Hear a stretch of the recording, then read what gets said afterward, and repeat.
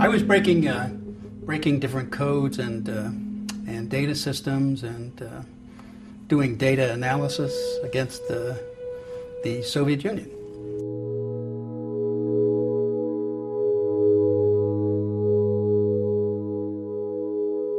After 9/11, they took one of the programs I had done, or the back end part of it, and started to use it to spy on everybody in this country. And that was a program they created called Stellar Wind.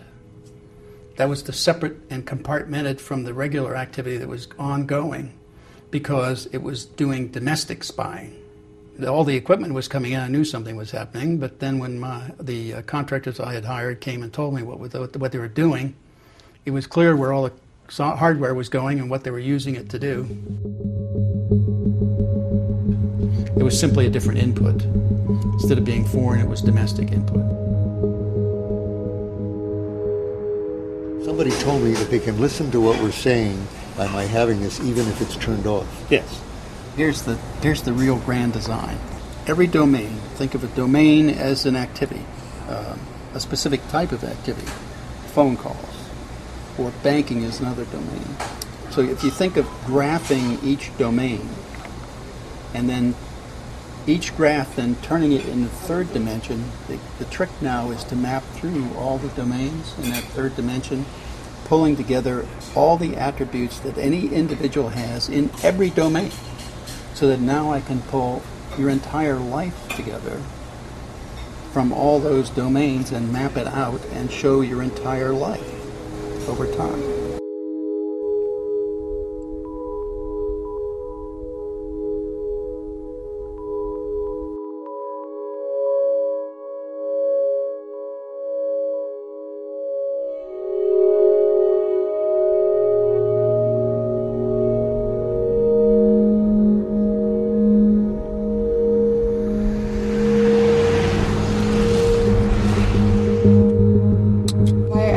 Why you're not afraid? Why should I be? Because if what you're saying it was possible, it would be revolutionary and people would have a vested interest in preventing that from happening. I'm too old to be afraid. I'm too old.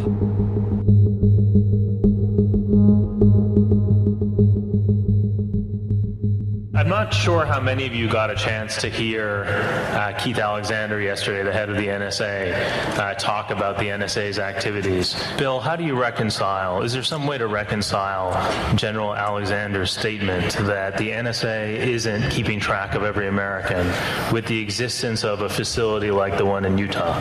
NSA's charter, and it was a legitimate one, was to do foreign intelligence, and I was with that all the way, and I did the best I could in that job.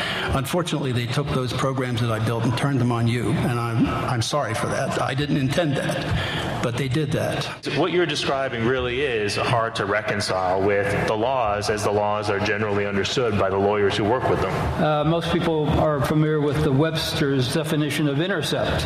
UCIT 18 has a different definition, and that's an intercept doesn't take place until it's actually listened to, until somebody puts on some earphones or actually reads some text on a screen. So you can pull in all the communications you want. The acquisition isn't the search. The querying later on is the search. They can then keep it in their database and target after the fact by going back and conducting data mining searches afterward, in other words, to get the information that they couldn't target from the outset.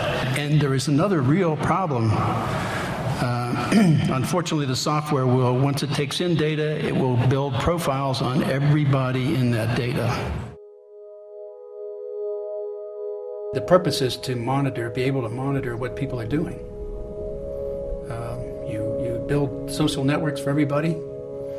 That then turns into the graph, and then you index all that data to that graph, which means you can pull out a community that gives you an outline of the life of everybody in the community. And if you carry it over time from 2001 up, you have that 10 years worth of their life that you could lay out in a timeline that involves anybody in the country. Even senators and House of Representatives, all of them. The dangers here are that we fall into something like a totalitarian state like East Germany.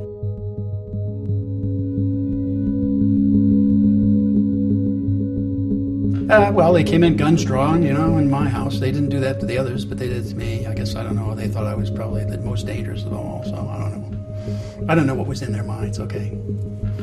So, but they did that, and they came in and pointed a gun at me when I was getting out of the shower at the time, so they pointed a gun right at my old head, said, hey.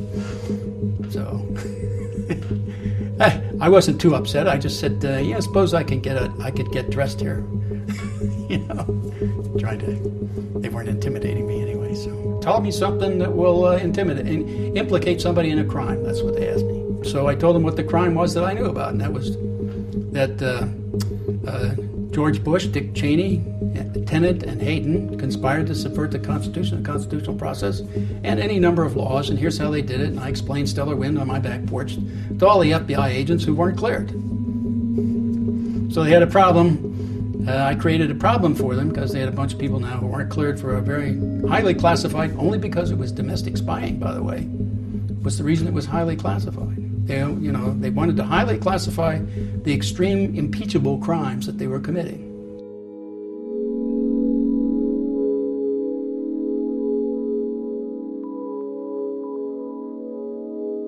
It needs to be out in the open. We need to, as a democracy, we need to say, do we want our government doing this or not? And do we want our government to have this data or not? And if so, if we want them to have it, then what kind of controls? And they have to be a little bit more visible. It can't all be done in secret. You can't have secret interpretations of laws and run them in secret, not tell anybody. Or can't make up kill lists and not tell anybody what the criteria is for being in the kill list.